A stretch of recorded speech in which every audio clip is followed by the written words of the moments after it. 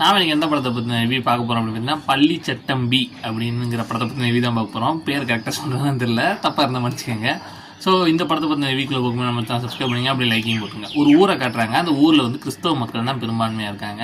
So அதே ஊரில் வந்து கம்யூனிசம் வந்து வேகமாக வளர்ந்துருக்கு. ஒரு செட் ஆஃப் பீப்புள் வந்து கம்யூனிசத்தை பெரிய அளவில் ஆதரிக்கிறாங்க. ஸோ இது வந்து ஆபத்து, இந்த கம்யூனிசம் வளரக்கூடாது அப்படிங்கிற மாதிரி கம்யூனிஸ்ட்டுகளுக்கும் அங்கே இருக்கிற அந்த ஊர் மக்களுக்கும் ஒரு பிரச்சனை போயிட்டே இருக்குது. ஸோ கம்யூனிஸ்ட்டுகளில் ஒரு பயங்கரமான ஒரு வில்லனும் இருக்கார். அவர் தான் வந்து எல்லாத்தையுமே ரொம்ப அரகண்டாக ஹேண்டில் பண்ணுறாரு. ஸோ இப்போ இந்த ஊருக்கு வந்து நம்ம ஹீரோ அனுப்பி வைக்கிறாங்க இந்த ஊர் மக்களை பாதுகாக்கிறதுக்கு. ஸோ நம்ம ஹீரோ வந்து என்ன மாதிரி சம்பவங்கள் பண்ண போகிறாரு, அதுக்கப்புறம் என்ன ஆச்சு, இதுங்க ஏன் இப்படி ஒரு பிரச்சனை வந்துட்டு இருக்கு அப்படிங்கிறத மையமாச்சு. இது கிட்டத்தட்ட 1950கள் நடக்கிற மாதிரி இந்த கதை காட்டிட்டு இருக்காங்க. ஸோ அப்படி ஒரு கதையை தான் எடுத்துருக்காங்க. ஸோ கதைன்னு எடுத்துக்கிட்டால் பெருசாக ட்விஸ்ட் அண்ட் டான்ஸ் எதுவும் இருந்த மாதிரி இல்லை. ஒரு வழக்கமான நார்மல் ஸ்டோரி மாதிரி தான் இருந்துச்சு. கொஞ்சம் பார்க்கும்போதே ப்ரெடிக்டபிளாக ஸ்டோரியாக தான் இருந்துச்சு.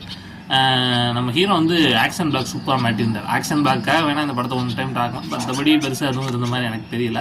ஓகே, ஒரு நார்மல் மூவி. இதுக்கு எவ்வளோ ரேட்டிங் கொடுக்கணும்னா ஒரு 5க்கு வந்து ஒரு 2.6 கொடுக்கலாம்.